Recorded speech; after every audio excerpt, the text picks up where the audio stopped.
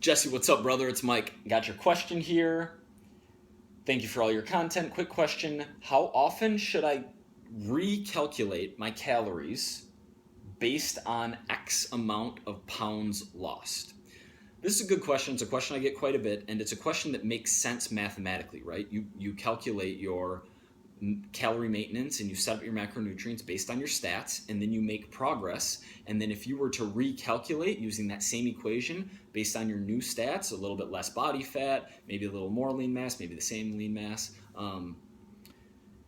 you're going to get different maintenance numbers. You're going to get different macronutrients. So at what point? Is it after 3 pounds, 8 pounds, 15 pounds of fat loss? Like, is it after a percentage of body weight lost? When do you recalculate? You don't. You don't, my man. You don't, brother. And here's why. That equation is simply a starting point to give you an idea of where you should be eating. What is really important is tracking how much you're eating and tracking progress. Okay? Because you might have been, like, the equation might have got you in a good enough place to get started and start seeing progress, but say you tried to get an exactly 500 calorie deficit. It's just rarely going to happen because no equation is that good, because there's so many variances in what makes up our total daily energy expenditure. Like how much you're moving around throughout the day, the impact your genetics have on your basal metabolic rate, how much non-exercise activity thermogenesis, like how much moving and fidgeting you're doing. We all just burn different amounts of calories, so you can have two people with the exact same stats. They're not going to have the same total daily energy expenditure. So that equation, there's no reason to go back to that equation. Once we used it, we got a blueprint, and we're moving forward. We're not looking back on that. We're making our calorie and macronutrient adjustments based on progress. Okay?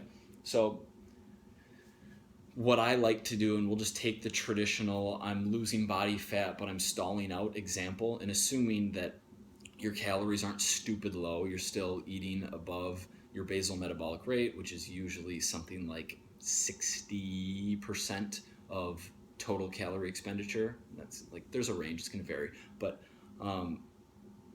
assuming you haven't taken calories stupid low already and you're fairly early in a deficit in your first 4 or 8 or 10 weeks, where I like to reduce intake is after roughly 2 weeks, 14 to 17 days of no scale progress and no waist measurement progress. The reason we don't do it after 1 week is because the scale varies based on factors not related to muscle and body fat, right? Water weight, food in your stomach, poop, glycogen stores, sodium, all kinds of things. Women in their cycle often have like 7 to 10 days that are completely jacked up every 28 days. So we adjust based on progress, but we give a little bit of time for that buffer. And the reason I throw the waist measurement piece in there as well is that when losing body fat, your waist measurement correlates very strongly with fat loss. And oftentimes your waist measurement can be a leading indicator of fat loss that you're not seeing on the scale. If your waist measurement is going down and the scale is staying where it is, in the short run, that it just isn't going to happen in the long run. But in the short run, in 5, 10, 13 days, what it often means is that you're about to have a whoosh, which is, the definition's pretty fuzzy, but your fat cells are retaining water and they're going to release that water. It's going to happen, and you're going to wake up one morning and be 2.5, 3 pounds lighter than the day before, and you're just going to be like, wow, like, I don't know how that happened, but it did. That's whoosh.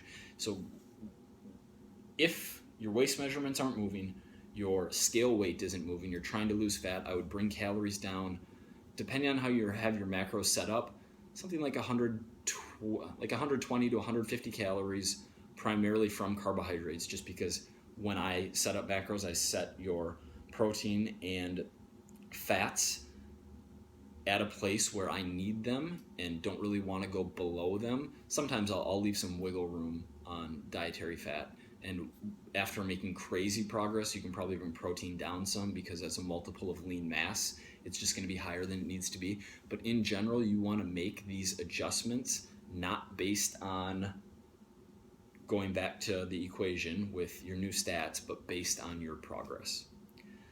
I hope that helps. If you're not subscribed, I need you to subscribe because I'm trying to grow my YouTube channel because I don't know. Because the number of subscribers I have validates my existence on planet Earth. Like, really. I have not. Seriously. All right. Thank you, my man Jesse. Talk soon.